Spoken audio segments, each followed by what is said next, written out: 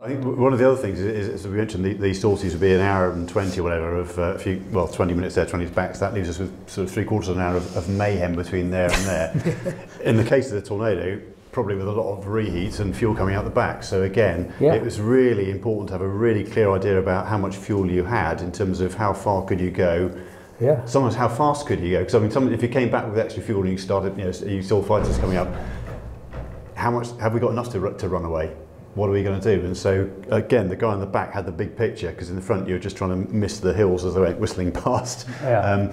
And so that was quite a critical thing. I do remember, sorties with the guy saying, right, yes, you can use reheat now. You've got, you've got 500 kgs you can use.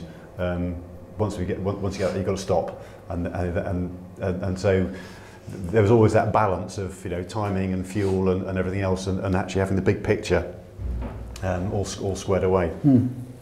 And of course, the other thing, you probably better explain this than me, but we spend most of our time terrain masked. So we'd be down at 100 feet, flying through gullies in these mountains here, there, wherever.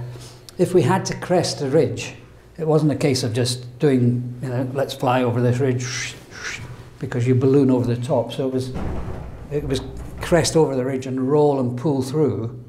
You better tell them what the degrees of angle of bank. Yeah, well, quite a lot. I mean, certainly over bank to 135 or so. But basically, it's a bit like when you see a high jumper doing the old sort of backflip, Fosbury flop. You kind of, rather than going at the ridge, you get a bit of an angle and roll as you went over the top. Actually, because if you pull the airplane, it will actually follow you down. If you're pushing, you've got to push 1g gravity the wrong way, and then you're into negative g, and all stuff comes floating up, and the airplane starts fishtailing. So actually, what you want to keep is the g on as you roll over the top. So that's what we used to do, and particularly on those big valleys there, you'd be pulling right down to get the airplane, get that nose buried, so you didn't go ballooning out over the top.